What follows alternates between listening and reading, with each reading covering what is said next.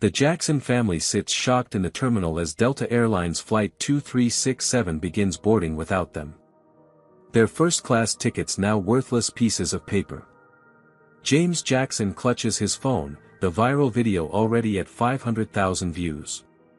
A tall man in an expensive suit approaches. Before we dive into this shocking story, let me know where you're watching from in the comments below. If this is your first time here, hit that subscribe button and join our community where we shine a light on stories that need to be told. Now, let's get back to what happened to the Jackson family that day at Atlanta International Airport. The morning had started with such promise for the Jackson family. Darnell Jackson, 42, a successful engineering executive at a Fortune 500 company, had spent months planning this special trip. His wife Ava, 39, a respected pediatrician at Atlanta Children's Hospital, had rearranged her busy schedule to ensure she could attend. Their twins, Jordan and Jasmine, both 16 and top students in their high school's advanced placement program, buzzed with excitement about the journey. This wasn't just any vacation. Jordan had qualified for the National Science Competition in New York, representing his school with a groundbreaking project on renewable energy. The entire family had rallied around his achievement, and Darnell had decided to make it extra special by booking first-class tickets for everyone. "You've earned this, son," Darnell had said when revealing the surprise. "Your hard work deserves to be celebrated in style." For the Jackson family, this represented more than luxury travel. It was a milestone. Despite their professional success and comfortable upper-middle-class lifestyle, they had always been careful with expenses, prioritizing education and savings. First-class travel had always seemed an unnecessary splurge. The morning of the flight, anticipation filled their elegant suburban home as they packed their final items. Jasmine helped her brother organize his presentation materials while their parents double-checked the itinerary. "Remember," Ava said while adjusting Jordan's tie, "this is a big moment for you. Try not to be nervous." "I'm more excited about flying first class than the competition," Jordan joked, though everyone knew how hard he'd worked on his project. Darnell smiled but felt that familiar knot in his stomach. Years of experience had taught him that even as a successful black professional, he needed to be extra prepared for public interactions. "Everyone has their ID and boarding passes," he asked for the third time. "And remember, we need to arrive extra early." Ava caught his eye, understanding the unspoken concern. "Everything's in order, honey. It'll be fine." They arrived at Atlanta International Airport 3 hours before departure, their luggage neatly packed and their attire impeccable. Darnell wore a tailored navy suit, Ava a professional pantsuit, and the twins wore business casual attire that made them look older than their 16 years. The first hint of trouble came during check-in. Despite approaching the premium lane clearly marked for first-class passengers, the attendant eyed them with visible surprise. "First class," she repeated when Darnell presented their tickets, her tone suggesting she might have misheard. "Yes, 4 tickets to New York, first class," Darnell confirmed pleasantly, maintaining his professional smile despite the subtle slight. The attendant's fingers moved more slowly across her keyboard than they had for the white businessmen who checked in before them. She asked for their IDs twice, scrutinizing each one carefully. "Is there a problem?" Ava asked, her voice calm but firm. "No, no problem," the attendant replied quickly. "Just being thorough." As they moved toward security, Jasmine whispered to her mother, "Did you see how she looked at us? Like we didn't belong there." Ava squeezed her daughter's hand. "Some people still make assumptions. That's why your education is so important." The family had experienced these subtle microaggressions before. The surprised looks when Darnell mentioned his executive position. The questions about how Ava managed to become a doctor. The assumptions that their children must be athletes rather than scholars. At the security checkpoint, they were randomly selected for additional screening. Jordan's science project materials received extra scrutiny, despite being clearly labeled and documented. "This happens every time," Jordan muttered as a TSA agent examined his carefully prepared graphs and models. "Stay calm and polite," Darnell reminded him quietly. We know who we are. After clearing security, the family headed to the premium lounge, where Darnell had planned for them to relax before boarding. At the entrance, the lounge attendant glanced at their boarding passes with raised eyebrows. Let me just verify these, she said, picking up a phone while the Jackson family waited. A white couple behind them was waved through without hesitation. Darnell exchanged glances with Ava. They both recognized the treatment but remained composed for their children's sake. After verification, they were admitted to the lounge, where they tried to enjoy the amenities despite feeling the stares of other passengers. Why do people keep looking at us? Jasmine asked, uncomfortable with the attention. Sometimes people aren't used to seeing black families in certain spaces, Ava explained gently. But we have every right to be here. Darnell checked his watch and gathered their belongings. Let's head to the gate. I always prefer to be early for boarding. None of them could have predicted the humiliation that awaited them. The Jackson family arrived at Gate A23 30 minutes before boarding was scheduled to begin. The area was already filling with passengers for Delta Flight 2367 to New York. Darnell led his family to the priority seating area near the gate, where first-class passengers typically waited. A few heads turned as they took their seats. Darnell had grown accustomed to these looks throughout his professional career, the subtle surprise, the quick assessment, the assumptions made about his presence in premium spaces. He straightened his already immaculate tie, a habit formed years ago when he realized that being impeccably dressed sometimes, but not always, reduced the frequency of these incidents. When boarding time approached, the family gathered their belongings and moved toward the priority line. The gate agent, a woman whose name tag identified her as Gloria Reynolds, looked up as they approached. Her smile faltered momentarily. Good morning, Darnell said, presenting their boarding passes. We're in first class. Gloria took the boarding passes, her eyes flicking between the documents and the family with poorly concealed surprise. Are you sure you're at the right gate? She asked, despite the clearly marked destination and flight number on their passes. Yes, Flight 2367 to New York, Ava confirmed. First class, seats 2A through 2D. Gloria studied the boarding passes again. Just one moment, please. She picked up a phone and turned away slightly. I need to verify something with my supervisor. Behind them in line, a white businessman approached with his first-class ticket. Gloria paused her call long enough to scan his boarding pass and wave him through without question. Two more white passengers in business attire received the same efficient treatment while the Jackson family continued waiting. Jasmine shifted uncomfortably beside her mother. Why is she calling someone? Our tickets are right there. It's okay, honey, Ava whispered, though her back had stiffened. Just a mix-up, I'm sure. Jordan stood silently, watching as more first-class passengers were processed while they remained at the counter. His father's carefully neutral expression was one he recognized, the face Darnell wore when navigating situations where expressing frustration would only make things worse. 5 minutes passed before a man in a Delta uniform approached from behind the counter. His name tag read Richard Blackwell, Gate Supervisor. His expression was already set in what appeared to be annoyed determination before he even reached them. Is there a problem here? He asked, addressing Gloria rather than the Jackson family. These passengers have first-class boarding passes, Gloria explained, but there seems to be some kind of irregularity with their reservation. Blackwell turned to them with a professionally detached expression. Good morning. I understand there's some confusion with your tickets. There's no confusion on our end, Darnell replied calmly. We booked first-class tickets months ago for this flight. The boarding passes clearly show our seat assignments. Blackwell took the boarding passes, examining them with exaggerated scrutiny.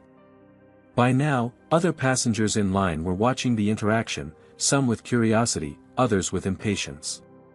Yes, well, sometimes the system makes mistakes, Blackwell said. It appears you may have been upgraded incorrectly. We weren't upgraded, Ava interjected firmly. We purchased first-class tickets directly from your website.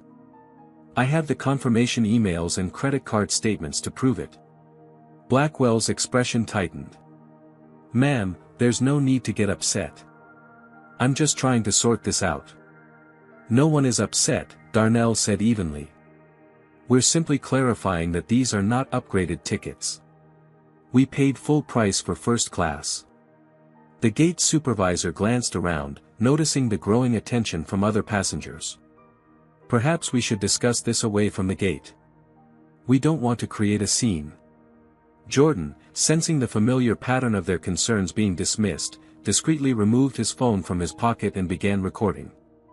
As a black teenager, his parents had taught him the importance of documentation when facing potential discrimination. There's no scene to create, Darnell responded. We have valid tickets and would like to board with the other first-class passengers. A flight attendant who had been standing near the jet bridge approached. Her name tag read, Melissa Clark. Is everything all right here, Richard? She asked, her eyes surveying the Jackson family with obvious skepticism. These passengers have some ticketing issues we're trying to resolve, Blackwell explained. We don't have ticketing issues, Ava corrected firmly. We have valid first-class tickets that your staff is refusing to honor. Clark leaned closer to Blackwell and spoke in a voice that was meant to be discreet but was still audible to the family. First class is almost full with our regular passengers. Perhaps they would be more comfortable in economy anyway. The implication hung in the air. Darnell felt a familiar burn in his chest, the unique pain of having his belonging in a space questioned because of his race. He had worked too hard and accomplished too much to let this pass. Excuse me, he said, his voice measured but clear.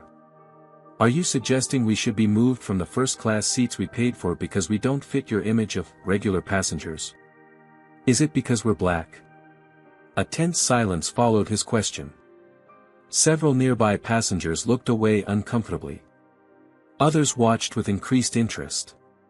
Blackwell and Clark exchanged glances. Sir, Blackwell said, his tone now decidedly colder, nobody mentioned race. If you're going to make accusations, perhaps we should involve security. The word security hung in the air like a threat.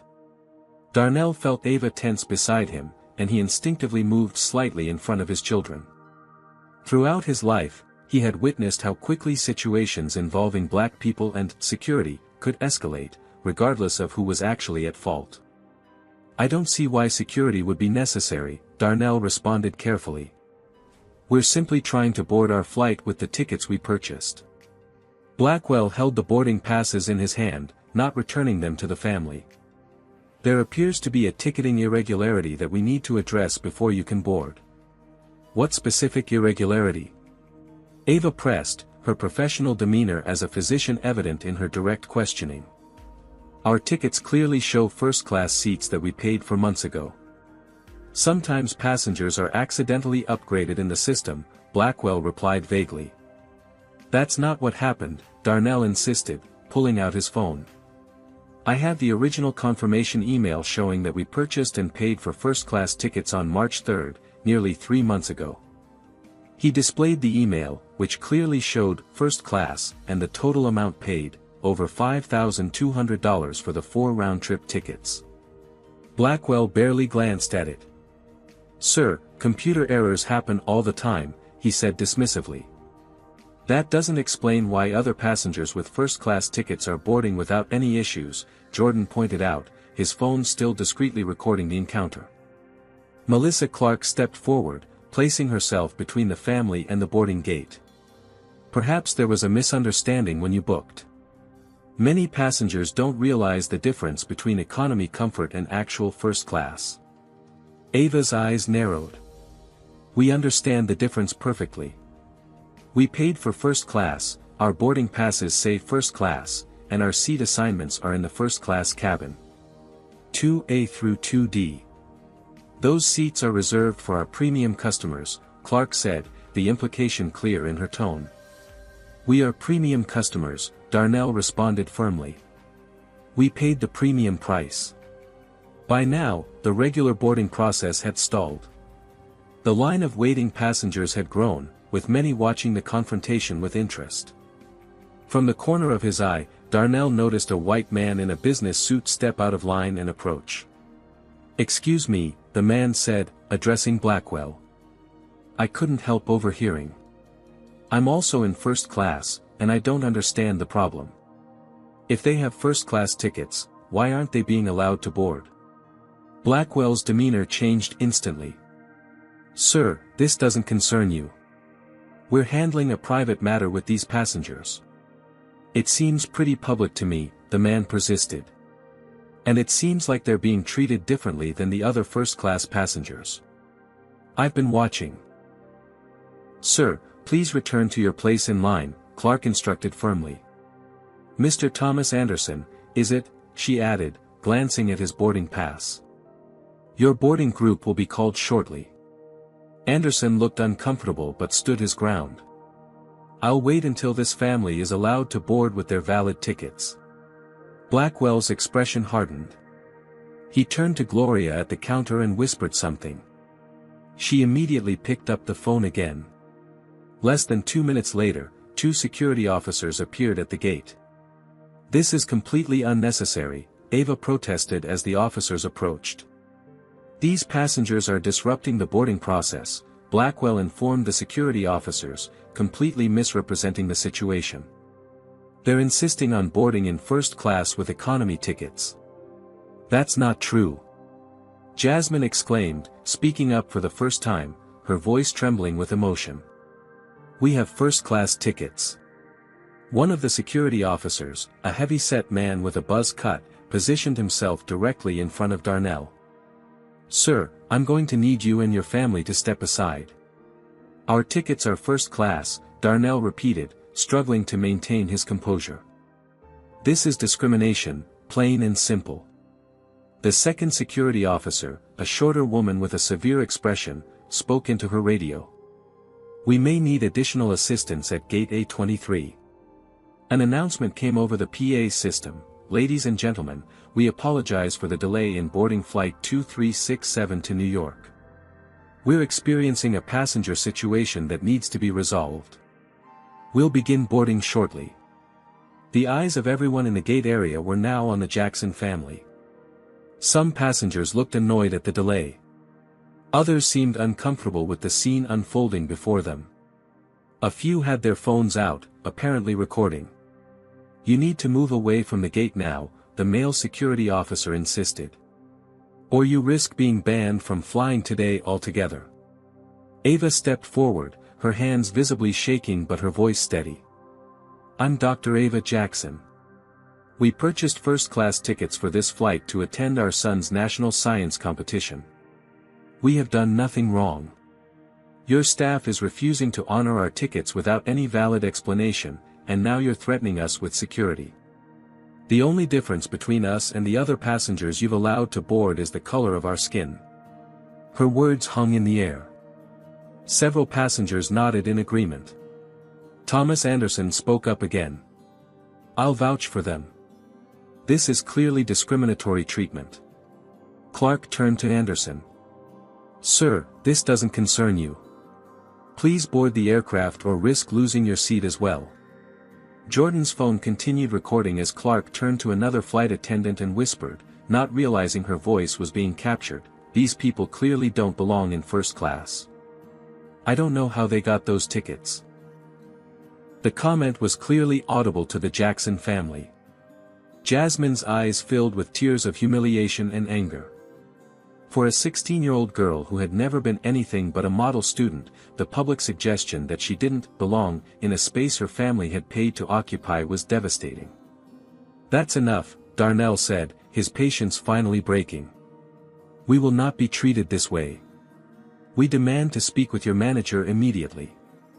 "Sir, step back from the gate or we will escort you from the terminal," the female security officer threatened, her hand moving to her belt. Faced with the threat of escalation that could potentially lead to much worse outcomes, Darnell made the heartbreaking decision that many black parents have had to make, prioritizing his family's safety over justice in the moment. "Fine," he said, his voice tight with controlled anger. "We'll step aside.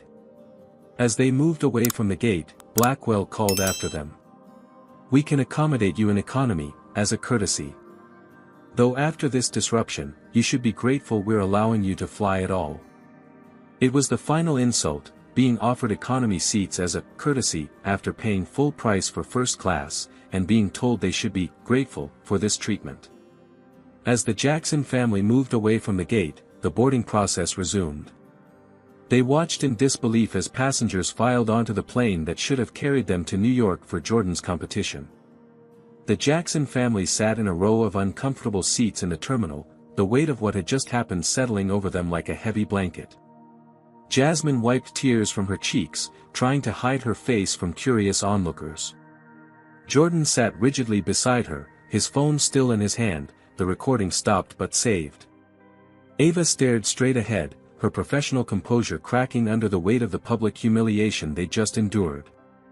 Darnell felt a complex storm of emotions, rage at the injustice, shame at being unable to protect his family from this experience, and the bitter familiarity of having to swallow discrimination to avoid more dangerous outcomes.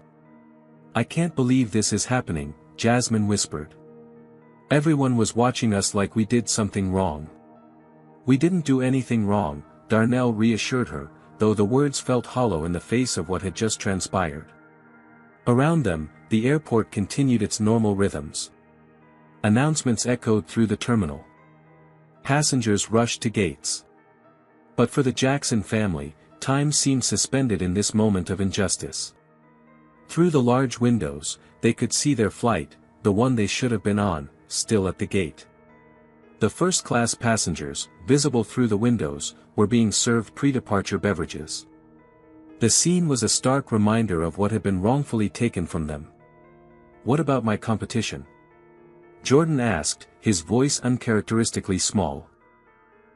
"It starts tomorrow morning."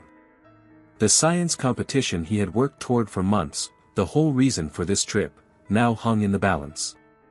Ava checked her watch, her physician's mind already calculating alternatives.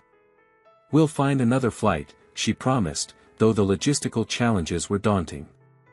Last-minute tickets would be expensive, possibly unavailable, and there was no guarantee they wouldn't face similar discrimination on another airline. "I got it all on video," Jordan said, holding up his phone.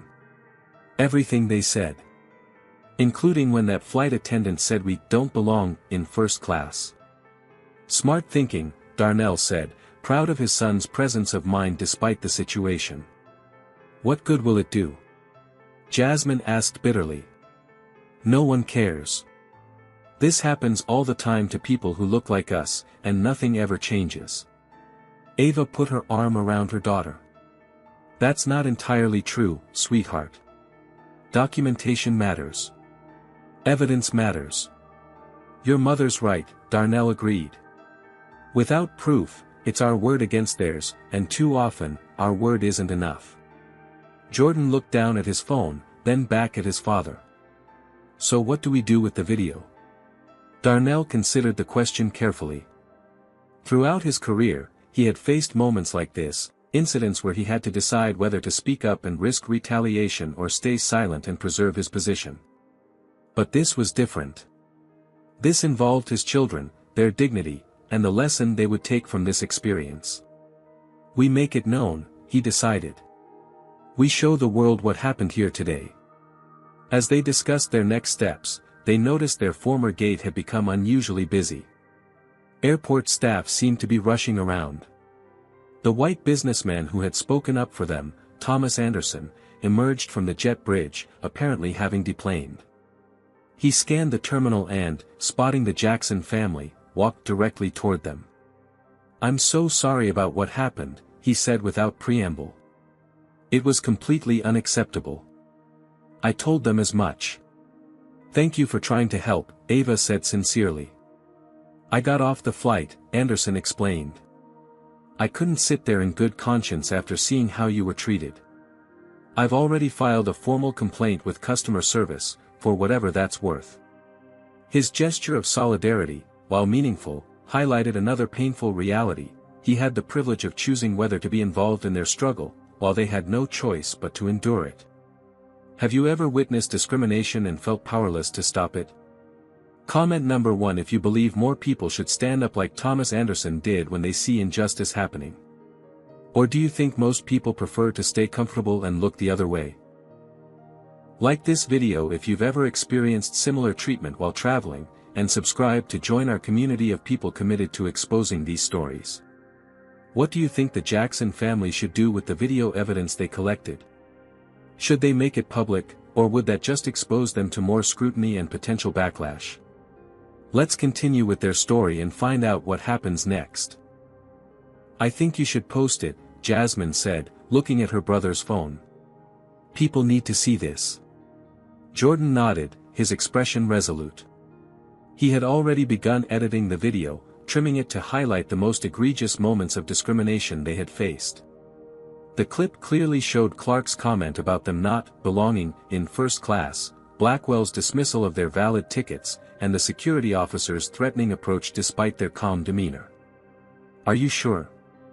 Darnell asked, considering the potential consequences. As a corporate executive, he understood the power of social media, but also its unpredictability. Once it's out there, we can't take it back. I'm sure, Jordan said firmly. This isn't just about us. It's about everyone who gets treated this way and doesn't have the means to fight back. With his family's agreement, Jordan added a simple caption to the video, paid for first class on at Delta. Denied boarding because we don't look like we belong. Hashtag flying while black, hashtag discrimination. He pressed post, sending the video to his modest following on social media. None of them could have predicted what would happen next. Within minutes, Jordan's phone began buzzing with notifications. His video was being shared rapidly across multiple platforms. Comments poured in, some expressing outrage at their treatment, others sharing similar experiences, and a few predictable trolls attempting to justify the airline's actions. It's getting a lot of attention, Jordan said, scrolling through the rapidly multiplying comments. 5,000 views already. And climbing, Thomas Anderson noted, looking over Jordan's shoulder. This is going to blow up. While the video gained traction online, Darnell took practical action. He called Delta's customer service line, navigating through the automated system until he finally reached a human representative. I'd like to report a serious incident of discrimination that just occurred at Atlanta International Airport, he began, his voice controlled and professional despite his anger. The customer service representative sounded sympathetic but ultimately unhelpful. I'm very sorry to hear about your experience, Mr. Jackson. I can certainly make a note in our system about this incident. A note in your system isn't sufficient, Darnell replied. My family was publicly humiliated and denied boarding with valid first-class tickets based on racial profiling. We need this addressed immediately by someone with the authority to take action. I understand your frustration, sir, but I'm not authorized to escalate matters of this nature. The best I can do is submit a formal complaint that will be reviewed within 7 to 10 business days. 7 to 10 business days? Darnell repeated incredulously. My son's national science competition starts tomorrow morning in New York. We need to be on a flight today. I can certainly check availability on later flights, the representative offered, missing the point entirely. After a frustrating and unproductive conversation, Darnell hung up. They're not going to help us, he told his family. Ava had already taken action of her own, texting her law school friend Warren Hayes, who now specialized in civil rights cases. His response was immediate. Document everything. Names, badge numbers, times. Don't sign anything or accept any compensation without talking to me first. I'll make some calls. Meanwhile, Jordan's phone continued to buzz incessantly. The video had reached 100,000 views and was spreading rapidly. News outlets had begun to reach out through his social media accounts, requesting interviews and permission to share the footage. This is crazy, Jasmine said, watching the view count climb. It's at 500,000 now. It's resonating with people because it happens all the time, Ava observed. The only difference is we caught it on video. The comments section of the video had become a forum for shared experiences. This happened to me last year on a different airline. No video, so nobody believed me. I'm a black executive who flies first class weekly and still get asked if I'm in the right line. Every single time. This is why I dress up in a full suit just to fly economy. And I still get profiled. As their story spread across the internet, the Jackson family found themselves at the center of a national conversation about racial profiling in the travel industry. What had begun as a personal humiliation was transforming into a movement. But viral attention came with its own challenges. Some commenters questioned their story or suggested they must have done something to provoke the airline staff. Others critiqued their decision to play the race card rather than recognizing the undeniable discrimination they had faced. Are we doing the right thing? Jasmine wondered, reading some of the negative comments. Some people are being really mean. Truth often comes with backlash, Darnell told her. But staying silent doesn't create change. Ava's phone rang, a New York number she didn't recognize. After a brief conversation, she turned to her family, her expression a mix of surprise and vindication. That was a producer from Good Morning America. They want us to share our story on tomorrow's broadcast. The family exchanged glances, realizing that their private humiliation had become a public referendum on how black consumers are treated in America. Jordan's video just hit 1 million views, Thomas announced, still scrolling through the feed. And the airline's social media accounts are being flooded with comments. Darnell checked his own phone and found emails from colleagues, friends, and even his company's PR department, all reaching out after seeing the video. The corporate executive in him recognized that Delta was facing a major public relations crisis. The father in him simply wanted justice for his family. What do we do now? Jordan asked, overwhelmed by the response to his video. We tell our truth, Darnell answered. Clearly and consistently. And we don't accept anything less than full accountability. As they debated their next steps, none of them noticed the private car that had pulled up on the tarmac outside, or the purposeful stride of the man who emerged from it, heading directly toward the terminal. The commotion near their gate caught the Jackson family's attention. Airport staff who had been dismissive minutes earlier were now rushing about with an air of barely contained panic. Security officers stood at attention. Something significant was happening. What's going on? Jasmine wondered, watching the sudden flurry of activity. Thomas Anderson, who had remained with the family in solidarity, pointed toward the jet bridge. Someone important just arrived. Look at how the staff is reacting. Through the large terminal windows, they could see a black luxury car parked on the tarmac, a rare sight since vehicles were typically restricted to designated areas. A tall man in an expertly tailored suit had emerged and was now being escorted into the terminal by airport security. Jordan squinted, trying to make out the man's face. Wait, isn't that Calvin Richardson? Darnell confirmed, recognizing the CEO of Delta Airlines from numerous business publications and news segments. Richardson was well known in corporate America, a rare black CEO of a major airline who had risen through the ranks over a 30-year career. His presence at the airport, especially rushing directly to this particular gate, could not be coincidental. They watched as Richardson spoke with the gate agents, his expression grave. Blackwell and Clark, who had been so dismissive of the Jackson family, now stood rigidly attentive, their faces drained of color. Richardson held up his phone, apparently showing them something on the screen. He's seen the video, Ava realized. It must have reached him already. After a brief but intense conversation with the gate staff, Richardson turned and scanned the terminal. His eyes locked with Darnell's across the crowded space. Without hesitation, he began walking directly toward the Jackson family, flanked by airport management. Mr. and Dr. Jackson. Richardson addressed them, his deep voice carrying the weight of authority. I'm Calvin Richardson, CEO of Delta Airlines. I believe we need to talk. The sudden appearance of the airline's chief executive created a surreal moment. Passengers throughout the terminal had begun to recognize what was happening, many capturing photos and videos of the encounter. "Mr. Richardson," Darnell responded, rising to meet the CEO. "This is unexpected. I was in Atlanta for a board meeting," Richardson explained. "When I saw your son's video circulating online, I recognized the flight number and realized I was only minutes away. I came immediately." He turned to include the entire family in his attention. "What happened to you today is completely unacceptable. I've reviewed the footage, both from your son's recording and our security cameras.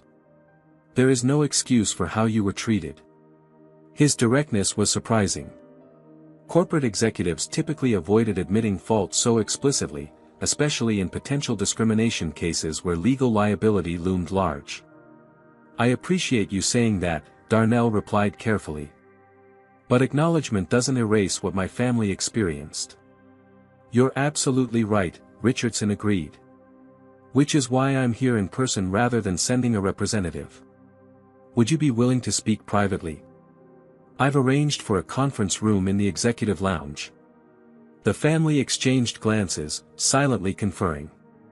"Mr. Anderson is welcome to join us," Richardson added, acknowledging Thomas's presence. "I understand he was a witness to the incident." After a moment's consideration, Darnell nodded. "We're willing to hear what you have to say." As they walked through the terminal, the contrast to their earlier treatment was stark. Where they had previously been treated with suspicion and disdain, they now received deferential treatment as they accompanied the CEO. The same security officers who had threatened them earlier now held doors open and cleared their path. The executive lounge was luxuriously appointed, a space typically reserved for airline partners and VIP guests. As they settled into the plush chairs around a polished conference table, Richardson didn't waste time with corporate pleasantries. "I want to begin with a personal and official apology," he stated, looking each family member in the eye.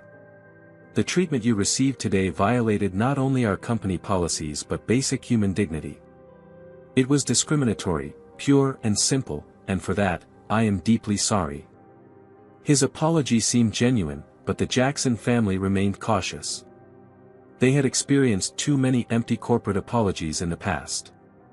"I appreciate the sentiment," Darnell responded. "But I have to ask, would you be here if my son hadn't captured this on video and if it hadn't gone viral?" Richardson didn't flinch at the direct question. "Honestly, I would like to think yes, but realistically, it might have taken longer for this to reach my desk through normal channels. The video accelerated the process, but doesn't change the fundamental wrong that occurred." He continued, "I've already taken immediate action. Both Mr. Blackwell and Ms. Clark have been removed from duty pending a full investigation. I've personally reviewed the security footage from the gate, which confirms everything in your son's video." "Removed from duty isn't fired," Ava noted. "Will there be actual consequences?" "There will be," Richardson assured her. "I've initiated a formal investigation through our HR department and our external ethics committee. Based on what I've already seen, I expect it will result in termination. Discrimination has no place in our company." Jordan spoke up, his voice steady despite his age. "This isn't just about those two employees. The gate agent, the security officers, they all treated us differently because we're black. This is a systemic problem." Richardson nodded soberly. "You're right. Two employees didn't create this situation on their own. There's a culture that allowed them to believe their actions were acceptable, and that's on leadership. Ultimately, that's on me." As if to underscore Jordan's point about systemic issues, Richardson's phone buzzed with an incoming message. He glanced at it briefly, his expression darkening. "I've just received some preliminary findings from our IT department," he explained. "They've found internal communications between certain staff members expressing concern about your family being in first class. The language used," he paused, visibly disturbed, "was explicitly racial and completely reprehensible." The revelation wasn't surprising to the Jackson family, they had lived the experience, after all, but having it confirmed through internal documents validated their perception of events. "So it wasn't just poor customer service or a misunderstanding," Jasmine said quietly. They really didn't want us there because we're black. Yes, Richardson acknowledged, not sugarcoating the truth. And that's unacceptable in any context, but especially in a company that serves a diverse global customer base. Thomas Anderson, who had remained respectfully quiet during much of the exchange, finally spoke up. I witnessed everything from the beginning.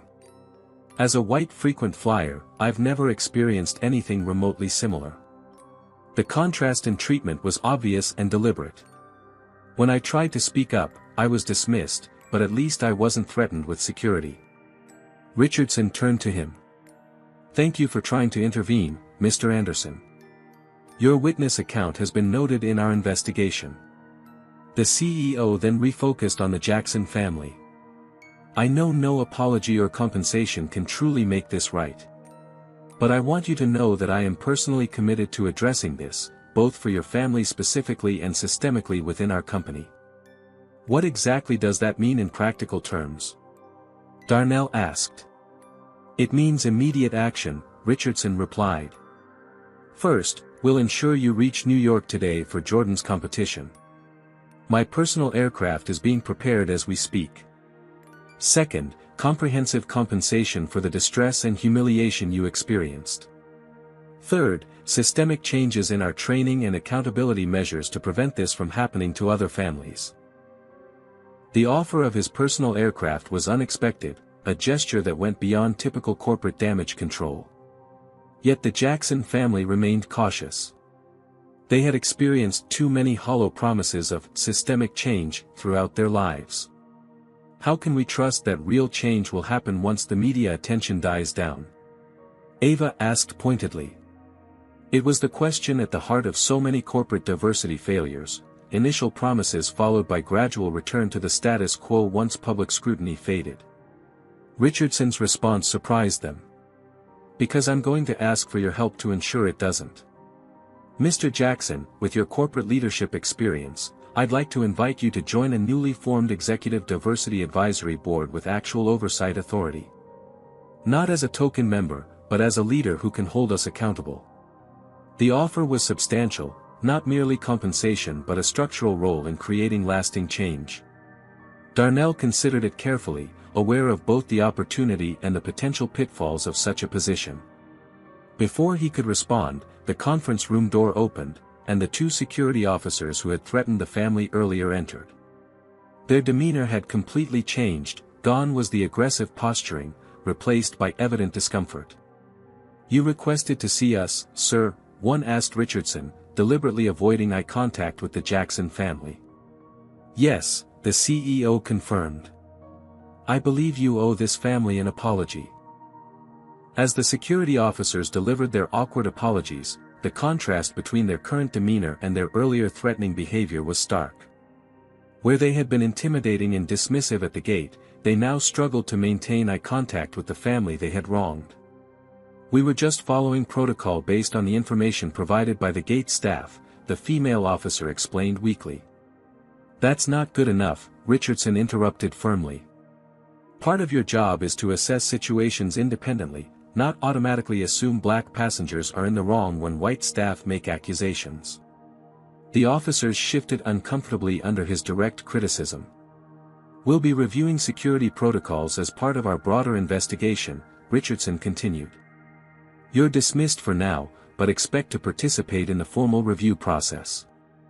After they left, Richardson turned back to the Jackson family. I've requested access to all CCTV footage from the terminal and gate areas. Our legal team is already reviewing it alongside your son's video. A knock at the door preceded the arrival of a Delta executive carrying a tablet. The preliminary findings you requested, sir, she said, handing the device to Richardson. He reviewed the information, his expression growing increasingly troubled. This confirms what I suspected, he said after a moment. The discrimination you experienced wasn't an isolated incident. He turned the tablet toward the family, showing them internal communications between staff members. The messages were damning, explicit discussions about the Jackson family that questioned how they could afford first-class tickets and suggested they should be carefully watched while on board. These communications violate multiple company policies, Richardson explained. And potentially federal anti-discrimination laws as well. This is exactly what we've been trying to explain, Ava said, her voice tight with controlled emotion. The assumptions made about us based solely on our race. Richardson nodded grimly. The evidence is unambiguous. Which brings me to an important question: how would you like to proceed?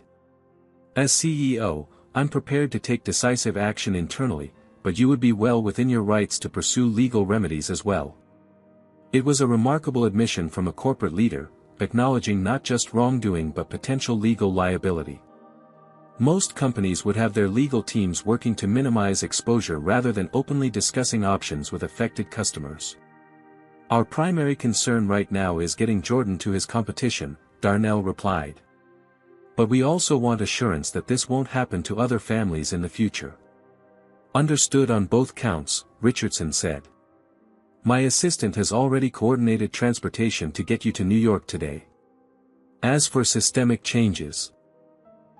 He hesitated, seeming to wrestle with something, then continued, I'd like to be transparent about something that disturbs me deeply. Our data analysis team has identified a pattern of similar complaints from Black passengers over the past 18 months. They were handled through standard customer service channels and never escalated appropriately. The admission hung in the air, confirmation that their experience was part of a larger pattern rather than an isolated incident. That's both infuriating and sadly unsurprising, Darnell responded after a moment. A knock at the door interrupted them.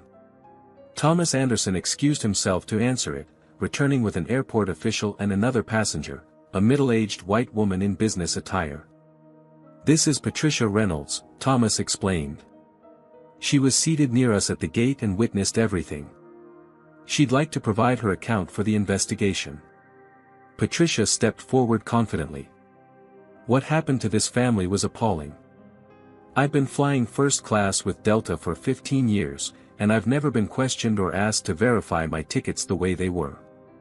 The discrimination was obvious to everyone watching. Her voluntary testimony added another layer of validation to the Jackson family's experience. As a white, affluent passenger with no connection to the family, her perspective carried particular weight in confirming the discriminatory treatment. Thank you, Ms. Reynolds, Richardson said sincerely. Your willingness to come forward is greatly appreciated. If you're comfortable doing so, I'd like to include your statement in our formal investigation. Over the next hour, the investigation expanded rapidly. Additional witnesses came forward. More internal communications were uncovered. Security footage from multiple angles was reviewed, clearly showing the disparate treatment between the Jackson family and white passengers with similar tickets. The evidence is overwhelming, Richardson acknowledged after reviewing the materials. This was textbook racial profiling, enabled by inadequate oversight and training. For the Jackson family, the validation was important but bittersweet. No investigation could erase the humiliation they had experienced or the painful conversation they would need to have with their children about navigating a world where their achievements and status still didn't protect them from discrimination. Jordan, who had remained relatively quiet throughout the investigation, finally spoke up. I'm glad there's proof beyond my video. I was worried people wouldn't believe us without it. His comment highlighted the additional burden placed on victims of discrimination, the presumption that their lived experiences required extraordinary evidence to be believed. Your video was crucial, Richardson acknowledged. But what disturbs me most is thinking about how many similar incidents have occurred without documentation. How many passengers have suffered this treatment without the means to prove it or the platform to be heard? It was a rare moment of genuine reflection from a corporate leader, an acknowledgement of the broader social context in which this incident existed. As the investigation progressed, Richardson made a decision. I believe we have enough information to take immediate action, he announced. I'll be personally calling an emergency board meeting this evening to address both this specific incident and our systemic failures. He turned to Darnell. The offer to join our Executive Diversity Advisory Board stands. We need leaders who understand these issues firsthand and won't allow cosmetic changes to substitute for real reform. Darnell considered the offer carefully. On one hand, it represented an opportunity to create meaningful change from within a major corporation. On the other, he was wary of becoming a token figure in a public relations exercise. "I'll consider it," he replied. "But any involvement would require genuine authority and transparency." "Agreed," Richardson said without hesitation. "I'm prepared to put that in writing, with specific metrics and accountability measures." As the investigation concluded its initial phase, the path forward began to take shape. The Jackson family would proceed to New York for Jordan's competition. The employees involved would face appropriate consequences. And perhaps most importantly, structural changes would be implemented to address the environment that had allowed such discrimination to occur. But for Jasmine and Jordan, the scars of the experience would remain. No corporate response, however comprehensive, could fully erase the message they had received about their place in society, that even with all their family's success and resources, they could still be treated as if they didn't belong. "Are you okay?" Ava asked her children quietly as the executives conferred in the corner of the room. "I guess," Jasmine replied, her voice small. "I just keep thinking about how many people this happens to who don't get a CEO coming to help them." Her insight cut to the heart of the matter. The exceptional response their situation had received was itself a reflection of inequality. Most victims of discrimination never received such validation or resolution. As if reading their thoughts, Richardson approached the family again. "I want to be clear about something. The response you're receiving today should be the standard, not the exception. The fact that it took a viral video to prompt this level of accountability is itself a failure that we need to address." His candor was refreshing, but the reality remained that most instances of discrimination never received such attention or resolution. As the meeting concluded, Richardson made one final announcement. "I've decided that rather than handling this matter privately, we will be issuing a public statement acknowledging our failure and outlining specific steps for reform. Too often, these incidents are resolved behind closed doors with NDAs and settlements that prevent systemic change. That ends today." It was a bold move for a CEO, choosing transparency and accountability over the typical corporate strategy of minimizing exposure. Whether it represented a genuine commitment to change or a calculated response to a viral PR crisis remained to be seen.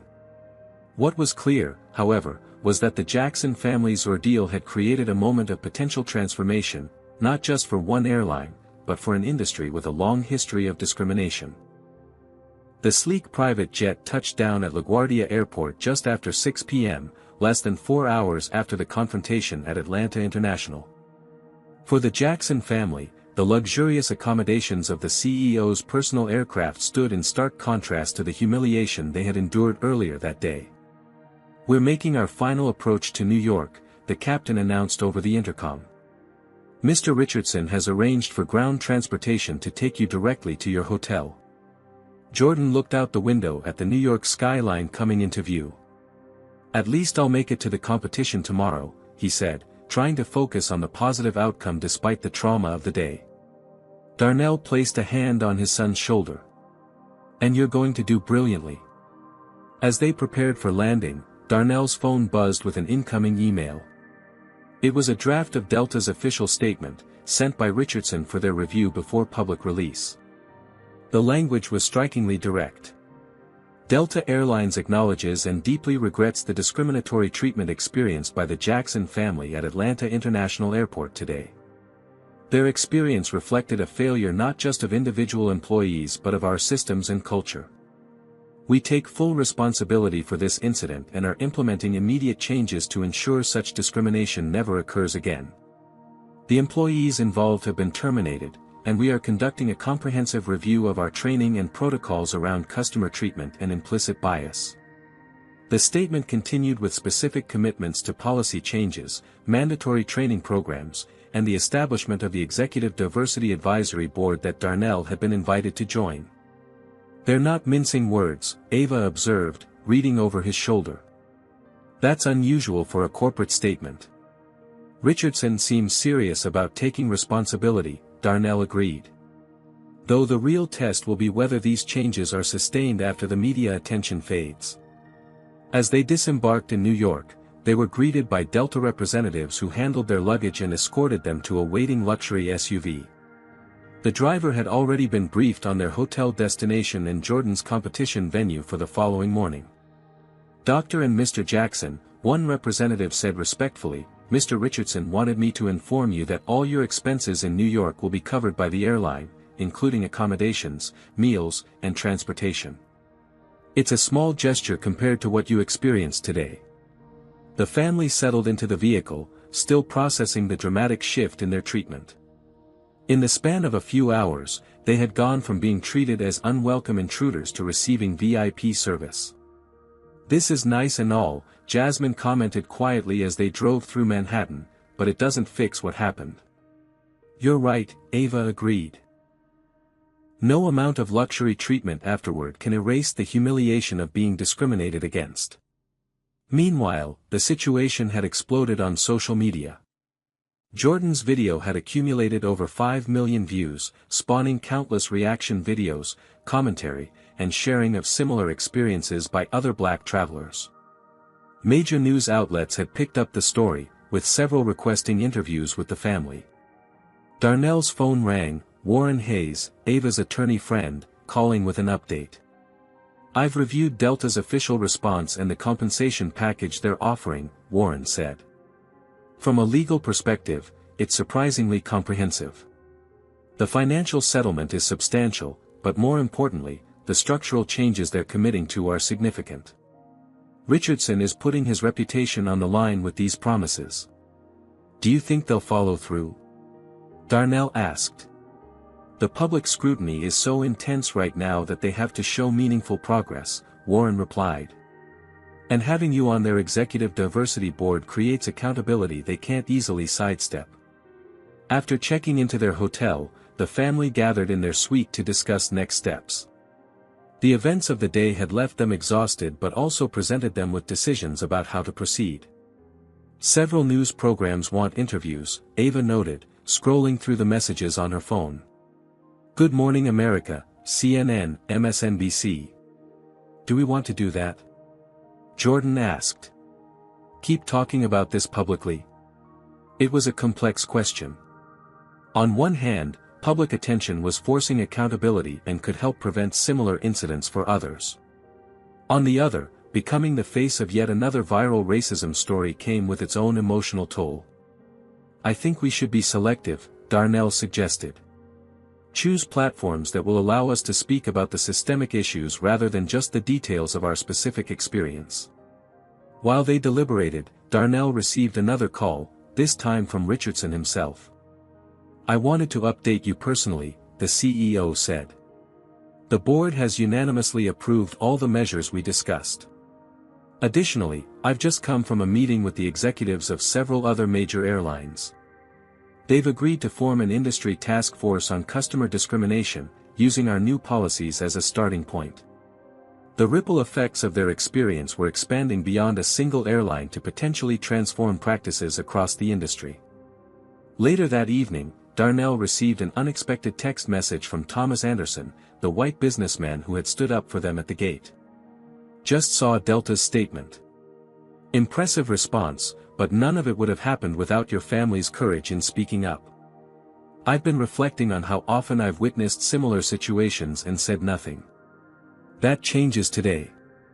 Please let me know if there's anything else I can do to support you." His message represented another dimension of the impact, the awakening of bystanders to their role in either perpetuating or challenging discrimination. The following morning, Jordan arrived at the national science competition fully prepared despite the previous day's turmoil. His renewable energy project, which had earned him recognition at the state level, now stood among the most innovative entries in the national competition. As he set up his presentation, Darnell noticed a Delta Airlines representative speaking with the event organizers. Later, the competition director approached them. "Delta Airlines has just announced a new scholarship program for young scientists of color," she informed them. "They've named Jordan's project as the inaugural recipient. It includes a $50,000 college scholarship and mentorship opportunities with their engineering department." The announcement brought tears to Ava's eyes. They're putting real resources behind their words, she observed. Throughout the day, the family received updates about the ongoing response to their experience. The employees directly involved had indeed been terminated following the investigation. Delta had announced mandatory bias training for all customer-facing staff, to be developed in consultation with civil rights organizations. And Richardson had scheduled meetings with the CEOs of other transportation companies to discuss industry-wide standards for preventing discrimination. That evening, the Jackson family gathered in their hotel room to watch Jordan receive an honorable mention in the national competition, a remarkable achievement considering the circumstances. "I'm proud of you," Darnell told his son. "Not just for this award, but for how you handled yourself yesterday. You documented what happened calmly and stood up for our family's dignity." As they celebrated Jordan's achievement, Darnell received an email notification. Delta's formal offer for him to join their Executive Diversity Advisory Board had arrived, complete with the authority and transparency measures he had requested. After reviewing the details, he turned to his family. "What do you think? Should I accept this position? Will it actually make a difference?" Jasmine asked, the skepticism in her voice reflecting her generation's wariness of corporate promises. "I think it could," Darnell replied thoughtfully. "With the right structure and authority, which this appears to have." "Then I think you should do it, Dad," Jordan said. "Use what happened to us to make things better for others." Ava nodded in agreement. "Change happens from both outside and inside systems. We need people in both positions." Darnell composed his acceptance email, emphasizing that his role would be to ensure accountability rather than to provide public relations cover. Richardson's response came quickly, a simple acknowledgement that this was precisely why he had been selected. As the family prepared for bed after an exhausting 2 days, Jasmine raised a question that had been troubling her. "Do you think anything would have changed if Jordan hadn't recorded what happened? If the video hadn't gone viral?" It was the uncomfortable reality at the heart of their experience. The exceptional response they had received was directly tied to the public exposure and potential damage to the airline's reputation. "Probably not in the same way," Darnell acknowledged honestly. "But that's why documentation matters. That's why speaking up matters, even when it's painful or risky. And that's why representation in decision-making positions matters," Ava added. "So that it doesn't take a viral video for people to be treated with dignity." As they settled into their rooms, the family reflected on the transformation their ordeal had initiated, not just in airline policy, but in public conversation about the everyday discrimination that persisted despite laws and corporate policies supposedly designed to prevent it. Their personal humiliation had become a catalyst for potential systemic change. Whether that change would be sustained beyond the current media cycle remained to be seen, but the groundwork had been laid for meaningful reform. For Jordan and Jasmine, the experience had been both traumatic and empowering, a harsh lesson in the realities of racial discrimination, but also in the power of documentation, public accountability, and strategic advocacy. And for Delta Airlines and the broader travel industry, the incident had forced a reckoning with practices that had long gone unchallenged, creating an opportunity for substantive reform if the commitment proved genuine. 6 months later, Darnell Jackson stood at the boarding gate of Delta Flight 1142 from Atlanta to Chicago, his first-class boarding pass in hand. The scene was strikingly familiar, the same airport, the same airline, a similar business trip, yet the experience could not have been more different. "Good morning, Mr. Jackson," the gate agent greeted him with a genuine smile. "Thank you for your loyalty. We're ready to begin boarding whenever you're ready." As he moved toward the jet bridge, Darnell reflected on the extraordinary changes that had unfolded since that fateful day 6 months earlier. What had begun as a humiliating incident of discrimination had catalyzed transformation far beyond what he could have imagined. The most immediate change had been in his own professional life. While maintaining his executive position, Darnell now served as the chairman of Delta's Executive Diversity Advisory Board, a role with substantial authority and influence. Under his leadership, the board had implemented comprehensive reforms in hiring practices, training protocols, and customer service policies. But perhaps more significantly, these changes had spread beyond Delta to influence industry standards. The Jackson Protocols, as they had become known in the airline industry, established clear guidelines for avoiding discriminatory treatment of passengers and were now being adopted by carriers worldwide. Darnell's phone buzzed with a text message from Ava. Jordan just got the letter from MIT. Full scholarship. He smiled at the news.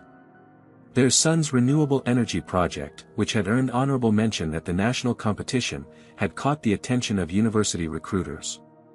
The scholarship was a testament to Jordan's brilliance and perseverance, though Darnell couldn't help but wonder if the visibility from their viral experience had played a role as well. As he settled into his first-class seat, Darnell noticed another black family being welcomed aboard with the same respect and courtesy extended to other premium passengers. No questioning of their tickets. No suspicious glances. No suggestions that they didn't belong.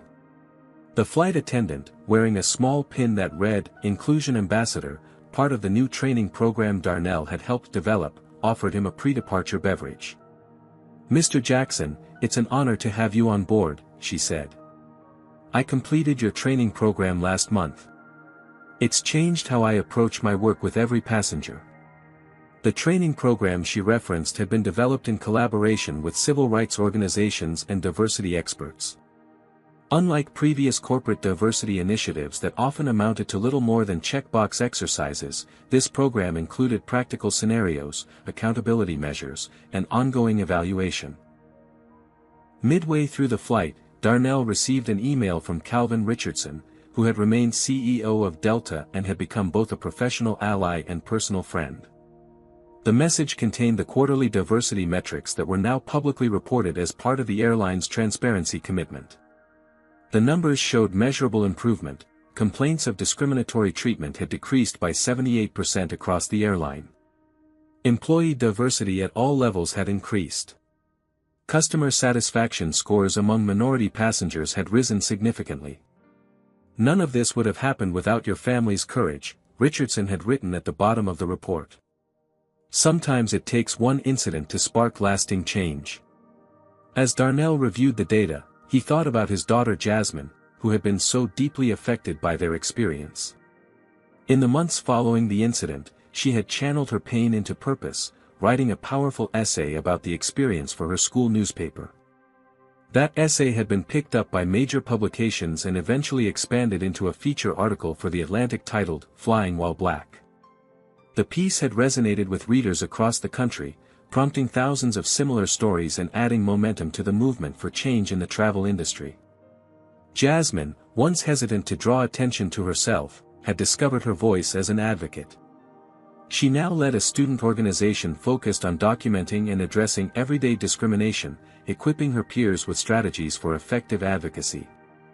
Jordan, meanwhile, had expanded his science project in an unexpected direction.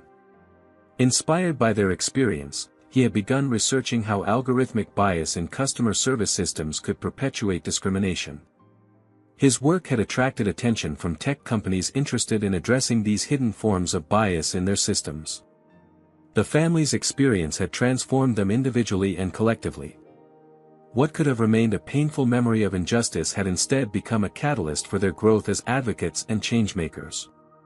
As Darnell's flight began its descent into Chicago, he received another text, this time from Thomas Anderson, the white businessman who had stood up for them that day at the gate. Over the months, Anderson had become a friend and ally in diversity work, using his position as a frequent business traveler to document and challenge discriminatory practices when he witnessed them. "Just boarded my flight to Dallas," Anderson's message read. "Noticed the new training materials in the flight attendant's hands. Your influence is everywhere these days. Let's catch up next week." Anderson represented another dimension of the transformation, the awakening of bystanders to their responsibility in creating more equitable environments. He had gone from being one rare voice willing to speak up to helping build networks of allies committed to interrupting discrimination when they witnessed it. After landing in Chicago, Darnell headed to his hotel, where he was scheduled to deliver a keynote address at a transportation industry conference the following day. His speech, titled From Incident to Impact, Transforming Corporate Culture, would share the lessons learned from their family's experience and the subsequent reforms. In his hotel room that evening, Darnell video called Ava and the twins to share the good news about the diversity metrics and to check in on their day. "You know what I realized today?" Jasmine said during their call. "6 months ago, we were thrown out of first class because they didn't think we belonged there. Now Dad is literally writing the rules for how airlines treat their passengers." Her observation captured the remarkable arc of their journey, from victims of discrimination to architects of systemic change. "I saw another black family in first class today," Darnell told them. "The difference in how they were treated was night and day compared to our experience." "That's what matters," Ava replied. "Not the apologies or the compensation, but the real changes that affect real people." As they ended their call, Darnell put the finishing touches on his keynote speech for the next day. In his conclusion, he had written, "The true measure of progress isn't found in corporate statements or diversity reports, though those have their place. It's found in the everyday experiences of people who no longer have to face the humiliation and barriers that my family encountered. It's found in the child who doesn't have to ask their parent, 'Why are they treating us differently?' It's found in the employee who feels empowered to do what's right rather than what's expected. And it's found in the recognition that creating equitable spaces benefits everyone, not just those who have been historically excluded." The transformation sparked by their painful experience had rippled outward, touching countless lives in ways they would never fully know. From airline protocols to public discourse, from corporate accountability to individual allyship, the impact continued to expand. For the Jackson family, the journey had been both painful and empowering. They had experienced the worst of American racism and the best of American reform. They had been reminded of how far society still needed to go while helping to move it forward. As Darnell prepared for sleep, he thought about how differently things might have unfolded without Jordan's quick thinking to record the incident, without the viral spread of that recording, without Richardson's unusually forthright response. It was a reminder of both how exceptional their resolution had been and how much work remained to make such accountability the norm rather than the exception. The transformation was real and meaningful, but it had required extraordinary circumstances to occur. The true test would be whether such changes could be sustained and expanded until they became the unremarkable standard rather than the noteworthy exception. The Jackson family's story teaches us that racial discrimination persists even for successful, educated Black Americans. Their experience highlights how recording evidence can transform individual trauma into systemic change. While viral attention shouldn't be necessary for justice, documentation creates accountability that's otherwise easily denied. The story demonstrates the power of speaking up, from Jordan recording the incident to Thomas standing as an ally. It shows how corporate leaders like Richardson can choose accountability over denial when confronted with clear evidence of discrimination. Most importantly, this story reveals how meaningful change requires action at multiple levels: individual courage, corporate accountability, public pressure, and sustained commitment to reform. The transformation wasn't just in airline policies but in how each family member channeled their pain into purpose, Darnell through corporate leadership, Jasmine through writing, and Jordan through research. Their journey reminds us that justice often requires both documentation and determination, and that today's painful experiences can become tomorrow's catalyst for change. What discrimination have you witnessed or experienced while traveling? Would you have the courage to record and share it like Jordan did? Comment below with your thoughts on how we can all help create more equitable spaces. If this story resonated with you, please hit that like button and subscribe for more powerful racism stories that need to be told. Share this video with someone who needs to understand the reality of racism in everyday spaces. Your support helps us continue bringing these crucial racism stories to light and pushing for real change. Thank you for joining our community of viewers committed to facing uncomfortable truths. Remember, sometimes the most powerful racism stories are the ones that end with transformation. Until next time, keep standing up for justice wherever you go.